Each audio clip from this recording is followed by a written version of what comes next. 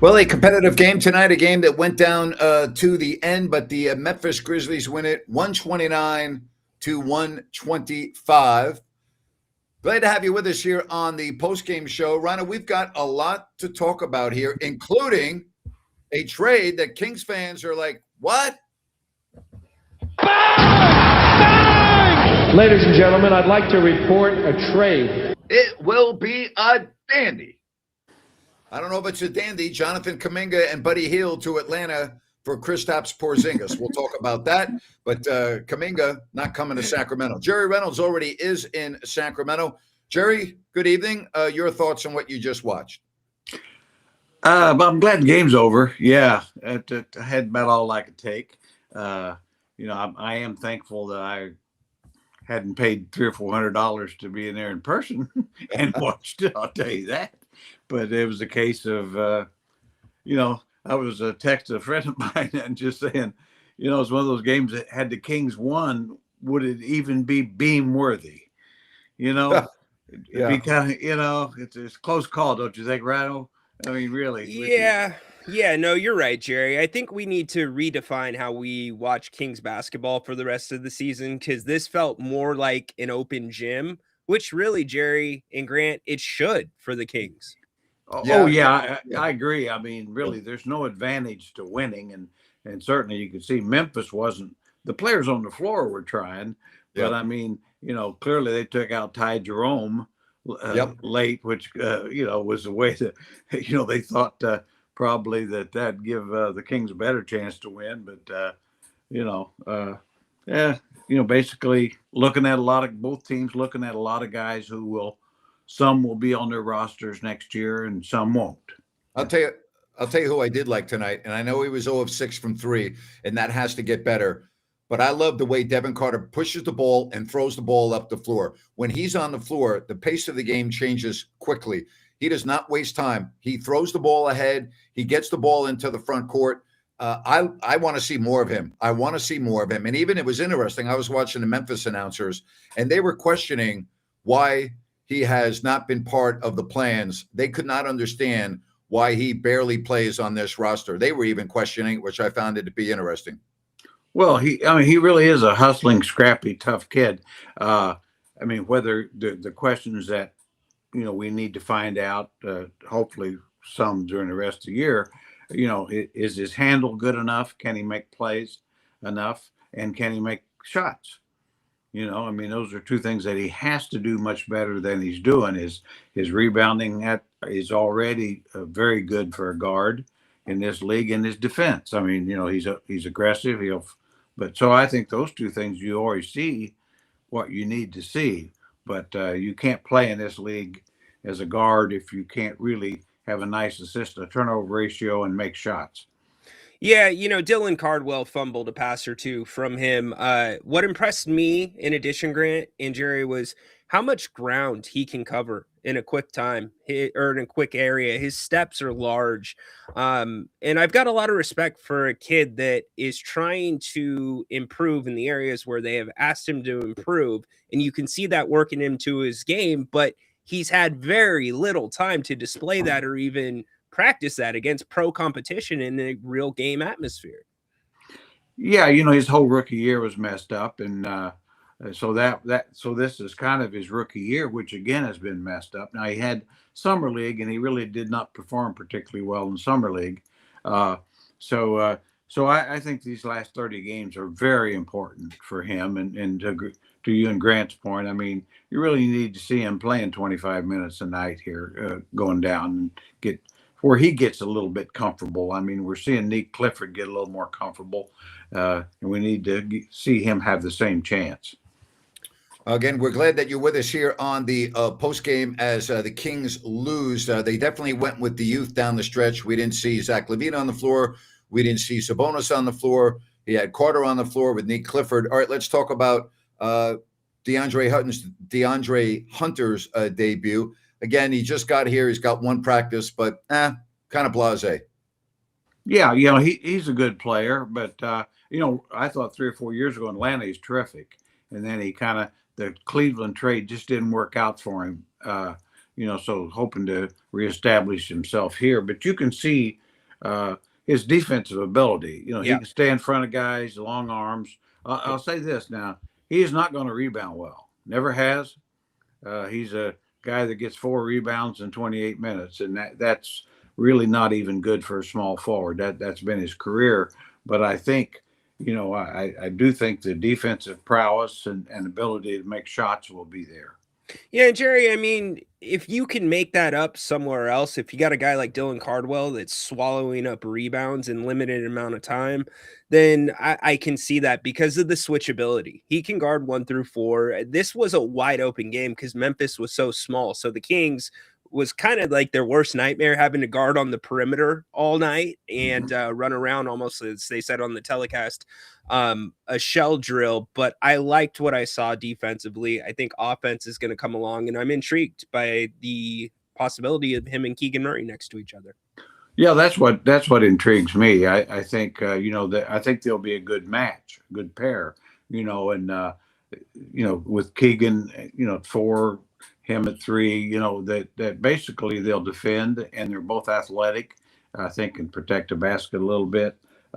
Certainly, if with Domas, they'll rebound enough. Because Keegan rebounds a little above his position, and certainly Domas does. So very true. Just on that basis, and as you pointed out, Cardwell, whatever minutes he gets, he's terrific. Consistently good rebounder. Jerry, I definitely like the athleticism of Hunter. I'm not as sold on his defense as you guys are, but you know what? I'll give it time. But I am sold on his athleticism. I'm not worried about his shooting tonight. I mean, it is what it is.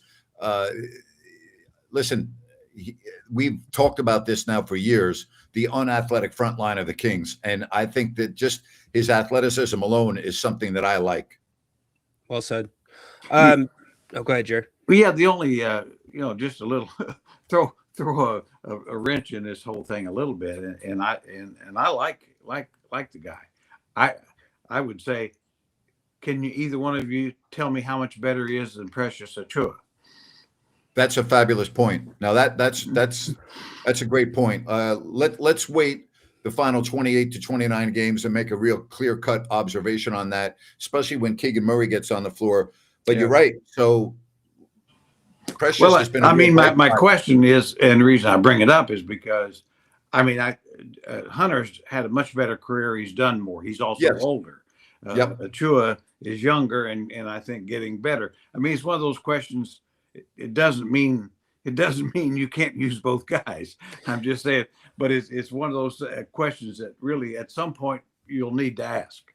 Jerry, that's what I kind of thought of. I'm glad you said that because it seems like with different matchups across the league, just like you saw tonight was a bad matchup for Dylan Cardwell. He might have been the biggest guy on the court, but guys were running circles around him. You need a guy like a Precious that can play more physical at the 4 per se. And then you need on some nights a guy that can switch like Hunter. Because I think he's more switchable. One other thing that I want to kick off you guys that I was very intrigued at was the Max and Domas high-low action at times tonight. That I really like, Jared. I love it. I can say I am convinced you could play those guys up at the elbows, like the old Rick Adelman, Coach Carrill offense and run cutters off that. Both can pass. Both, have a low post game, can play a little bit from the elbow offensively. I think they're really, those two guys can play together because they're both highly skilled.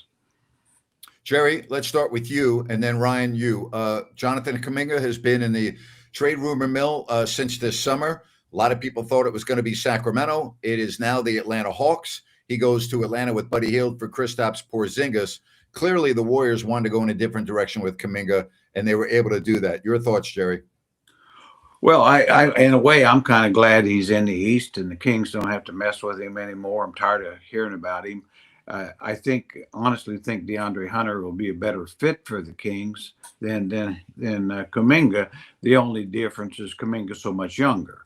I think that, that certainly he's got more upside. There's no doubt about that, if in fact he wants to fit in. So, yeah, very interesting trade, and I have to say for Warriors, it reeked of desperation.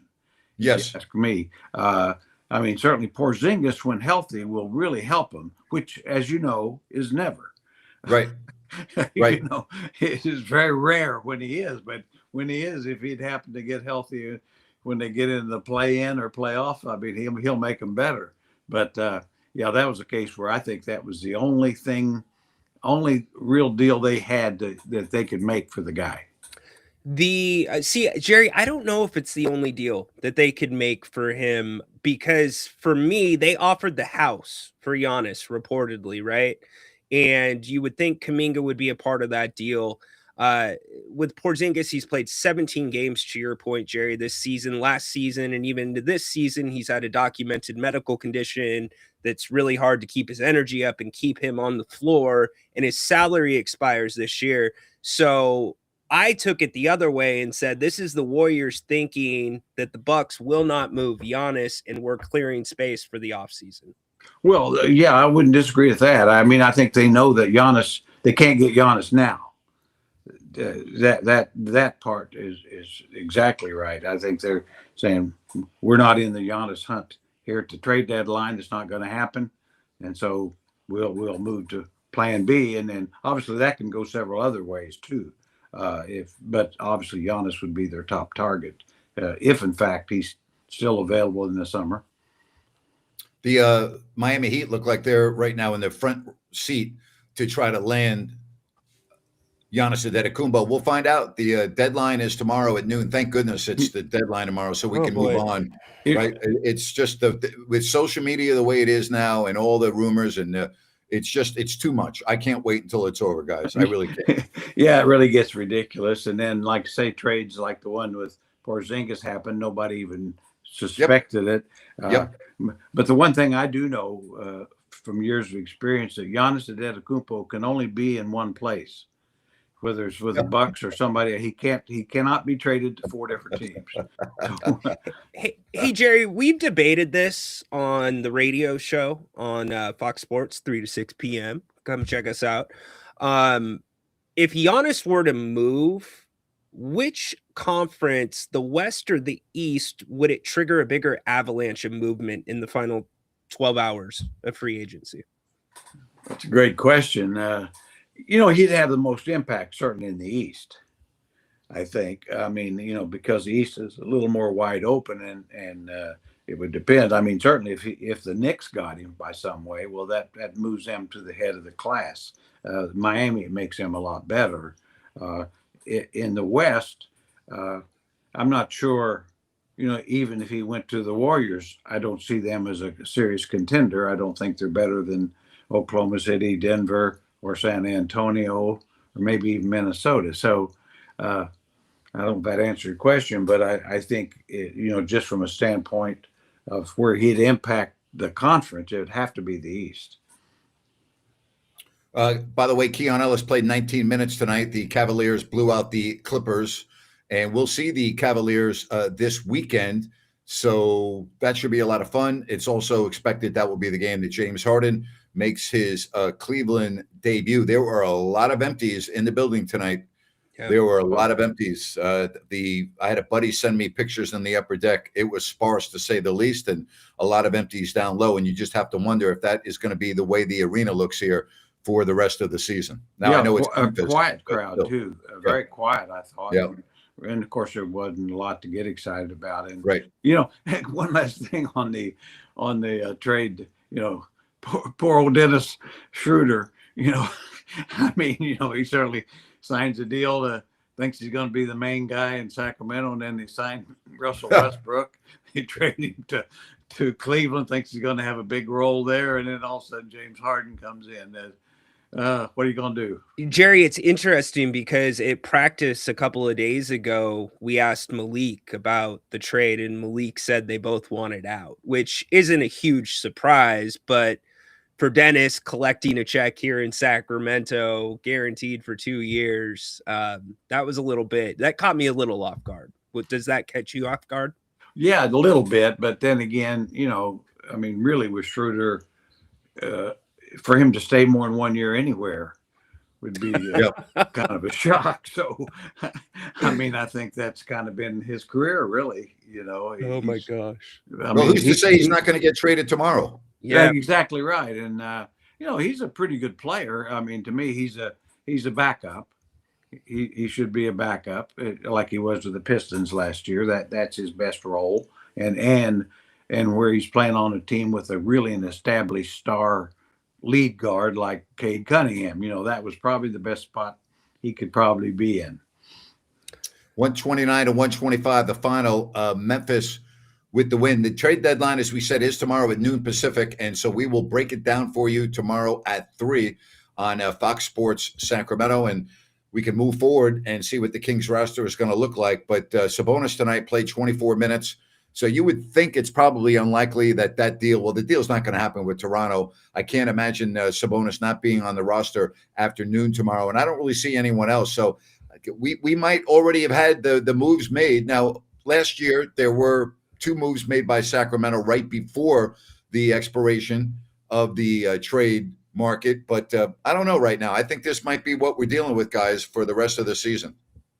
Yeah, Ryan probably knows better than any of us. I'm kind of thinking that way myself. I'm sure wish they could pull something. I mean, because to speed up the turnover. I mean, it really, because it's going to put a lot of pressure on this summer, and right It now, better not be John Morant. I'll tell you that. Yeah, I tell you what, I listened to Brian Windhorst on a ESPN show with some guys, and they were talking about that, and and really, I think it's true. Depressed value. I mean, Yes. really, their teams aren't. They might find somebody to take him, but that's about it. It's not like they're going to get rid of a contract or two in order to kind of, somewhere like Miami might do it because of their culture. That they might be able to think they can get something out of him, but Good luck. My opinion is really forget all the other baggage. I'm just not sure he's that good a player anymore. Yeah, his numbers have gone way down. You pointed that out, Jerry, and I think you're spot on. I don't think he is the same player. And then you had the PR aspect. I mean, Scott Perry from day one has talked about his 6 core values, and that's all we hear from this team. We hear Doug talk about it fairly often, the standards and what it takes to be a Sacramento King, which I think is just a bunch of crap. But, I don't see how you could possibly trade for John Morant and then I'm sorry, you just can't have it both ways. No. Well, that's the old saying, and we've talked about it a lot over the years, and talking about develop a winning culture, and that's really easy to do if you win. Right. And that's the only way it develops. Right. Pretty basic, huh? Win. I mean, yes, you sit in the NFL, never, we're going to develop, and then the Jets or somebody goes 3-14 and whatever, and it's like, yeah, there's your winning culture. It ain't a win when you start winning. The New England Patriots, yeah, that's a winning culture. It becomes a winning culture when they start winning. Yep. That's the way it'll be for the Kings, like we've seen in the past for a number of years. It became a winning culture when they started to win. Ryan, I would have liked to seen Colby White be part of the equation here. Yes. You took the thought out of my head, Grant. Jerry and I have talked about various guys over the summer on the Kings courts where we talked for an hour, and he's one of them. He's a $14 million player. Jerry, what have you always said? You want to get a guy that's on the way up, right? And that's clearly what he is. Yeah, that's I think always the key. Certainly certain stars, everybody knows who they are, but find that guy that's on the way to being really good. I always thought Tyson Watson, I think it is, from Denver. Last year you saw signs that he was ready to be, maybe be more than he was. Now he's already established almost a stardom. Well, now it's going to be tough to get him. That's kind of thing. If you could get ahead on those guys while they might be available. Yeah. Outside of an Avalanche, a movement in the final hours, maybe a Giannis move in the Eastern Conference, I do think this is the group you're going to see. Maybe there's something small here and there, but nothing major. That being said, I almost hope there is an Avalanche because, Jerry, you've said it. Grant, we've talked about it. I would love nothing more for DeMar DeRozan to be able to go play for a contender, because he is playing at a really high level right now. And damn it, he's put in his time with the hostages. Let him out. Let him enjoy this and have a chance at a ring. Boy, I sure agree with that, Rhino. I mean, he's a scorer. Yep. I mean, he's always been that. When Kings got him, they got exactly what they thought they were going to get. And I think on a contender, he'd be a terrific off the bench scorer. Yep. Help you get better, and he deserves that. And the Kings really need to move in a different direction. And I think even the rest of the year, with stuff where I think Coach Christie's got to get to the point where obviously not just playing the young guys consistently, but down the stretch of games really don't have DeMar out there so much, because at some point you need to see how they handle the situations. Jerry? Because as long as he's Right on on. the floor, he's so good, you're going to go to him. And that's kind of what they did tonight. I mean, exactly. The shot distribution was fair under 4 minutes, but he did have the most. Granted, he made the most, 2 of 3. Yep. Jerry, we appreciate it. We will talk to you on Friday night. Thanks very much. Well, guys, this season's just winding right down, isn't it? And I will say one last thing. I was watching some of the top college guys these last few days, and boy, it's important, I think, for the Kings to be in that bottom 4, and if they could get the top pick. I mean, you talk about a rebuild could be speeded up dramatically. Yeah. And so the way I look at tonight, it was a loss but a win. Jerry, I'm going to be greedy on the way out the door. Is there one in particular that's the leader in the clubhouse for you right now? Yeah, for me, it's Peterson kid of Kansas. I think, the health worries you, but the guy's a big time. I mean, to me, he's better than Cade Cunningham at the same stage. A little bit different kind of player, but smoother. The game's easier for him. I think he's a guy you can build a franchise, but you got to be able to stay on the floor. So that part, he's missed a lot of games with Kansas, so we'll see how that goes. But I think he's the most pro ready today. And those other guys, Boozer and Dabanska or whatever. I mean, those guys are going to be terrific as well. But I think whoever gets this kid is going to be 5-10 games better. Wow. Thank you, Jerry. See you guys. Friday. All right. Good stuff right there from Jerry. Also, want to tell you before we move on with some of your comments and the calls about New Works Plumbing. They've got a fix for you. Water heaters, water line repair, sewer repair, water filtration, gas lines. Call 916-73-1010. That's 916-713-1010 or newworksplumbing.com, NEWWRXplumbing.com. New Works Plumbing, they've got a fix for you. Also, all right, how about Bennett's this weekend for your brunch? That's right. Look ahead to Saturday and Sunday. Get down there and enjoy their great brunch, maybe before the Super Bowl. That's right, whether it's Sacramento, Roseville, or the West Side Grill in Rockland. Bennett'sRestaurants.com will get you the reservation page. You will be able to check out their menu and everything else. That's Bennett'sRestaurants.com. And again, remember their brunch available for you on Saturday and Sunday. DeAndre may or may not have been asking for recommendations at practice the other day, and Bennett's may or may not have come up. I'll let you decide what I said. Let's kick it off on the phones. If you want to call, QR code above my shoulder, you can hit the link that is pinned to the top of the chat. Amir, lead us off tonight, my man. Amir, you're on. All right, we will try to come back to Amir. 0 for 1. This guy always comes in hot, Grant. Get ready. Casio, what's up, dude?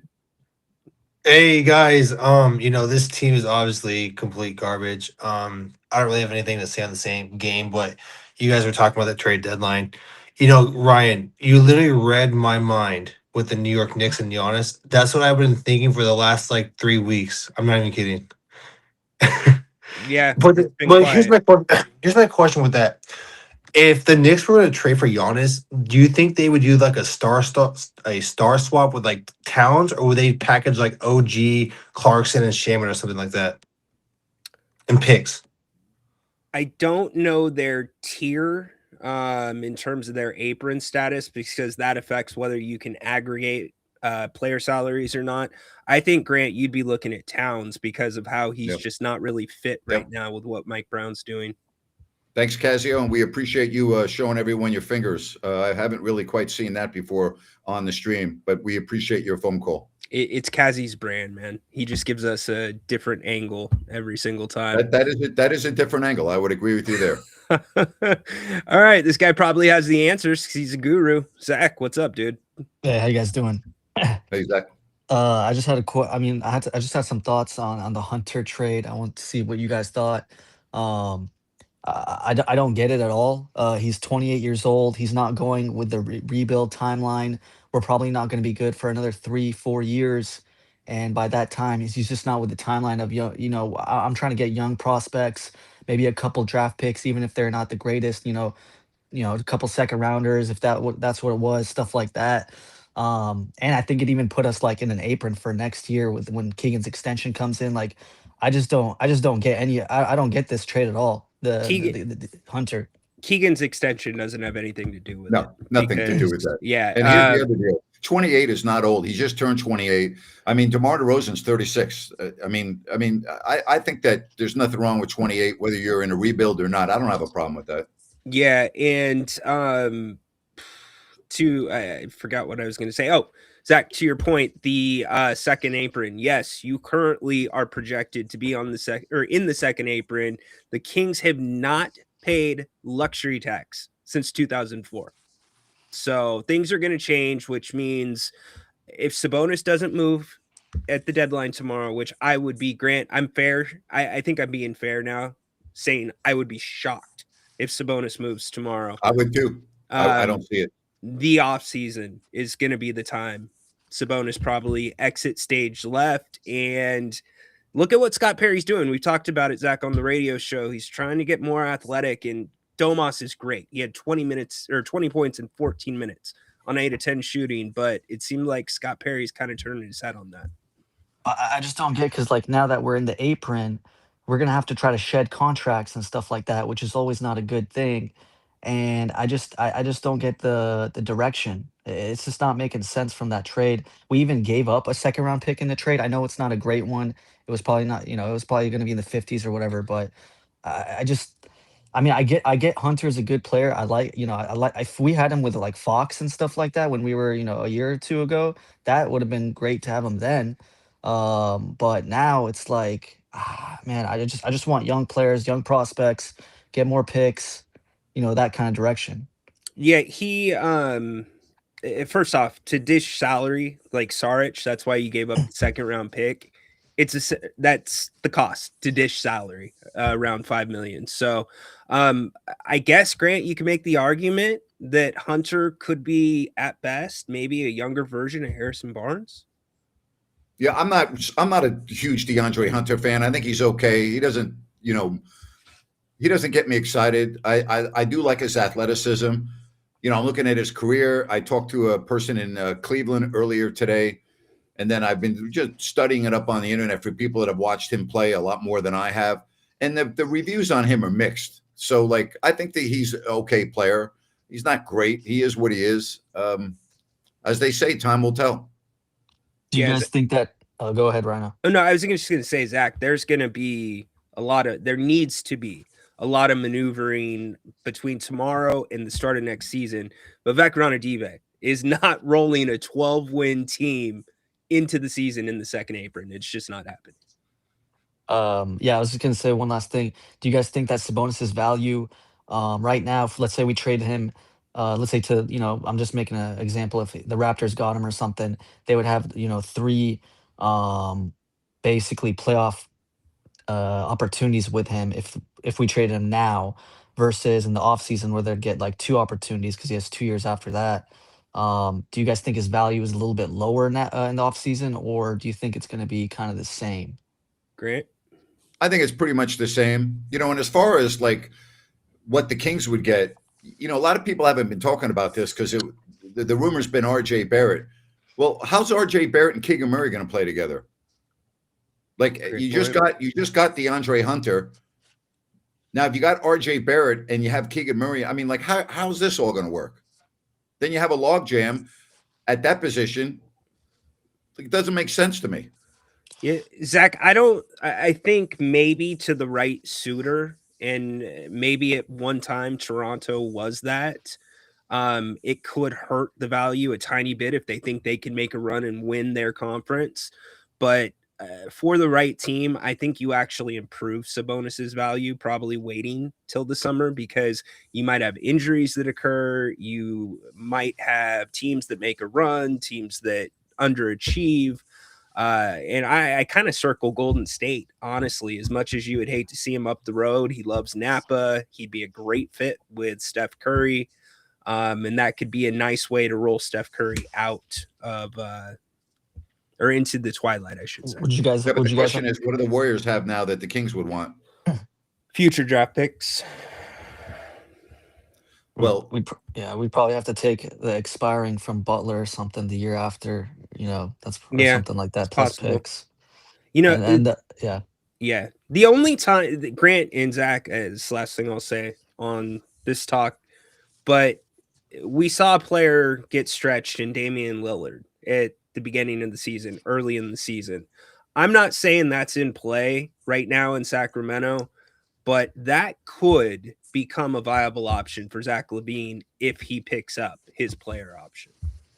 That's true. Good point. And then my last thing, I just want to say, would you guys have done 2 seconds and like Chris Middleton for Sabonis to start the rebuild faster or no? No, I wouldn't. Okay. nope. Thanks, buddy. Thanks. Thanks, Take Zach. care, guys. Appreciate Trade it. deadline tomorrow at noon. Thank goodness. And we'll break it all down tomorrow beginning at 3 on Fox Sports Sacramento. Where do you want to go to next, buddy? You decide. Yeah, let's try Amir one more time. Amir, are you there? Hey, can you guys hear me? Yep. Go ahead, Amir. Oh, thank God. I'm at 1% on my battery, so I'll try my best here real And you're quick. choosing us with 1%? Absolutely. I've been holding for 30 minutes, so this is it. All right, buddy. I can't even be upset anymore. This is a joke now, the way the organization's going and what they're doing. One thing I wanted to say as far as Doug Christie getting fired, Grant, as far as your opening, I 100% agree that Doug Christie should be fired. I just don't agree with him being fired now. Symbolically, it would make sense, and I would agree with that, just as a symbol. But realistically, what would it change? You get a better. Nothing. Yeah, He's not getting fired. He's not getting replaced in the middle of the season now. He's here until the end. Right. Okay. Perfect. When you said he's not getting on the plane after this game, I thought you meant Who said that? Fire. What is that? Who said that? You did. You said if I'm the I didn't coach, say that. in the beginning, maybe I misunderstood you in the beginning of the broadcast. You said if I'm the Kings, Doug Christie is not getting on the plane after this game. Well, there is no plane to get on because they have 2 home games coming up, but I never said that. I never even actually I haven't even mentioned Doug Christie's name on the show today. Yeah. Maybe I misunderstood. Oh, whoa. Maybe I'm way off. I'm sorry. But yeah, I mean, It's okay, absolutely. Amir. No problem, buddy. You got a bad connection. We're going to let you go, but thank you very much. I don't even think I said Doug Christie's name the entire show. You did not, that I can think of. There's no plane to get on because the Kings have 2 home games this weekend. I think the last time that came up, and again, there was no plane to get on because they were in Golden State. They would have got on a bus when they got blown out. Remember that? Yes. You're like, Vivek, he hates losing to Golden State, etc. All right, we roll along. Keep the comments coming. We will get to as many as we can. Gary, my man, what is up, buddy? What's up, guys? How you doing tonight? Great. Hello? You there, Gary? The reception is bad with Gary. Sorry, everybody. Wow. We needed his deadline predictions. Dallas, what's up, man? Hey, guys. A quick question. If you were Scott Perry, what's your ideal move for tomorrow? My ideal move? Yeah, like Trading, you could get anybody. What do you want to Doug do? McDermott for Giannis Antetokounmpo. What was that? I'm sorry. Trading Doug McDermott for Giannis Antetokounmpo.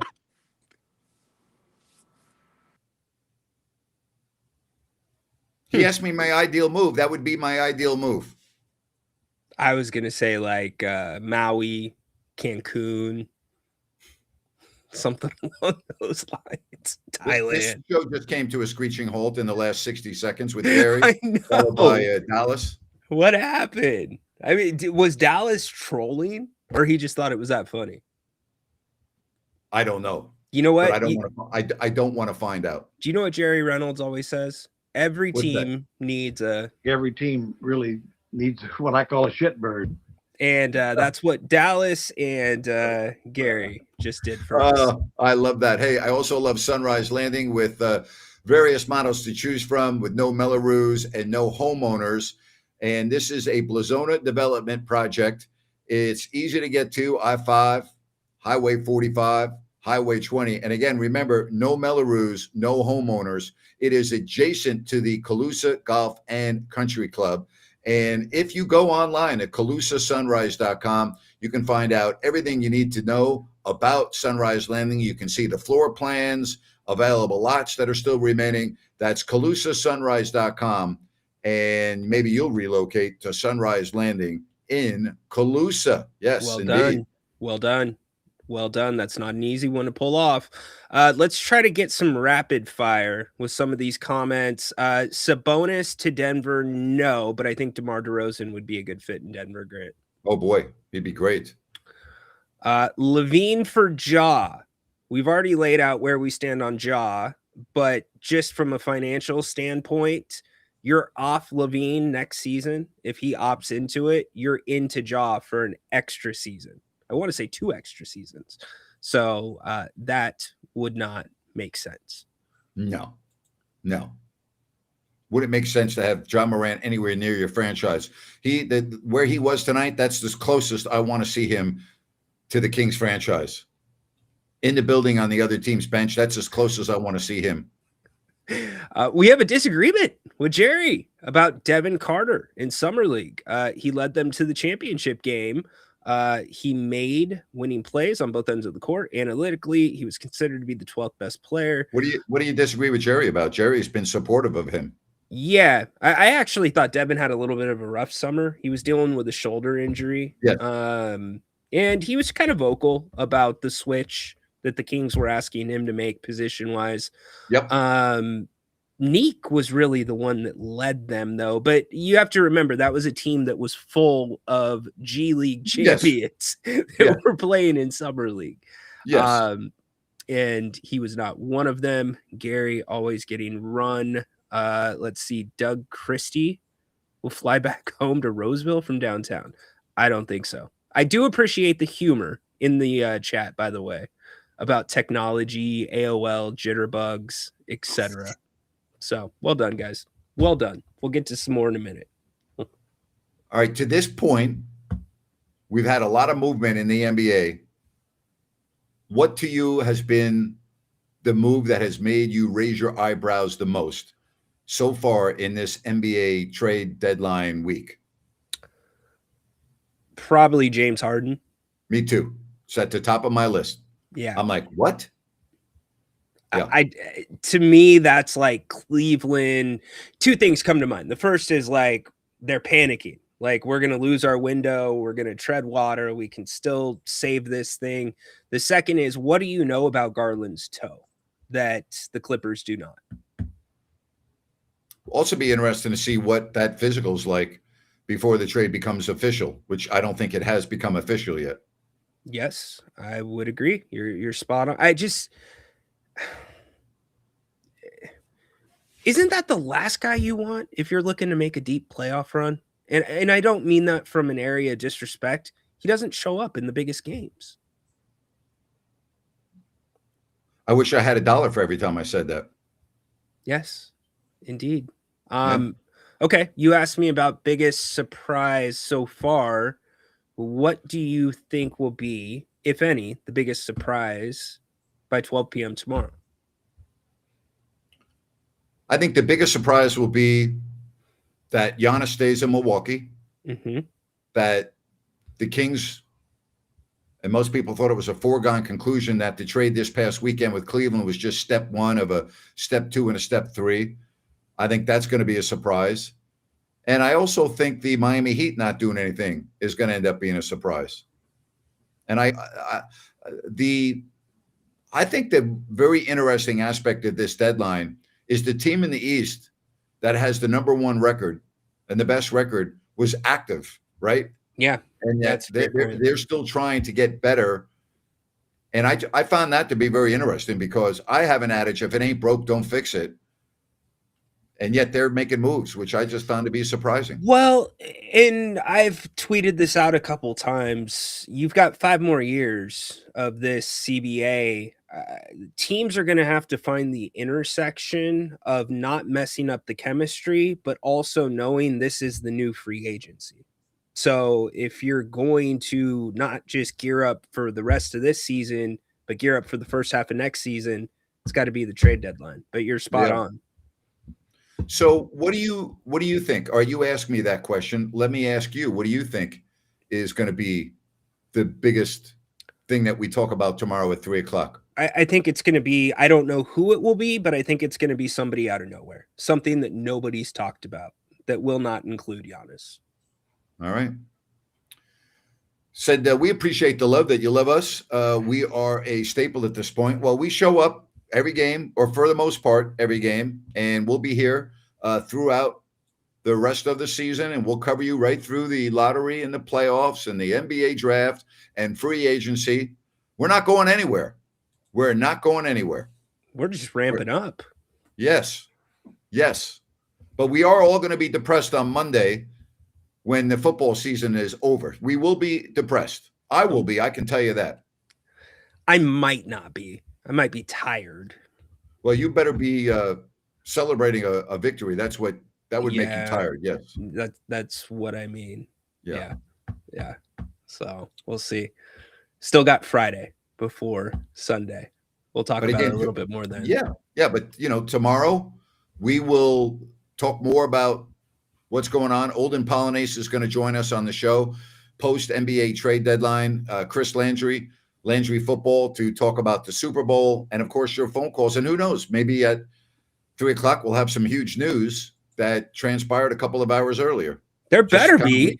I didn't take my time making this to not be able. Ladies and gentlemen, I'd like to report a trade. It will be a dance. It's got to play a little bit more. But in all seriousness, the Kings are going to miss the playoffs. This is going to be the place to be between Guess and between Fox when it comes to breaking down the draft picks and really getting to know them at a fundamental level. You have the pro connections. I have the college connections. We are going to pepper this thing leading up to the draft, wherever the Kings may fall. Singapore Airlines or Emirates from the A380 suite. Boy, yeah, it's tough to beat Singapore's suite on their Airbus A380 in first class. I haven't done it. I've only seen videos. And, it's not like Emirates is chopped liver, but the first class suite on Singapore is incredible. In terms of service, no disrespect to Emirates, it's really difficult to beat Singapore from start to finish. But if you told me, Napes, you can't go on Singapore, you have to go on Emirates, I'm like, yeah, I'm dancing in the aisle. So they're both great. Tell you right now, it's better than any airline in this country. I can promise you that. Yeah, I was going to say, you need a passport to fly on those airlines, right? Yep. So the story that you shared. Yes. That, by the way, for everyone that is listening, that would mean someone right now that you are checking out does not have a passport. Yes. You're looking at the guy not in the blue shirt. Anyways, our buddy Chris, Haunted Horse, friend of the show, he's on his way out of the country. So I sent him to your story yesterday on the radio. Yeah. Thought it was by a good the way, public service announcement. I followed up with my buddy Jeff, and he said, I asked, is that even legal? And he said, I was handed a document, and on the list of why I was being screened, it had a number that I could have called if I wanted to question it. But on the document, it listed why the customs individuals, I don't know if it's the immigration, I don't know what you would call it, I don't know if it's TSA. I'm not really sure who's doing that when you come in from overseas and you do a thorough screening where they look at your laptop and your phone. But he said on the sheet that he was given, I said document. I'm not really sure whether it's a document or a list of it. It explained why they have a right to look into your phone and laptop, and that if you had questions about what was going to be forthcoming, there was a number that you could call to get further information before the search began. This is, by the way, it took 2 hours.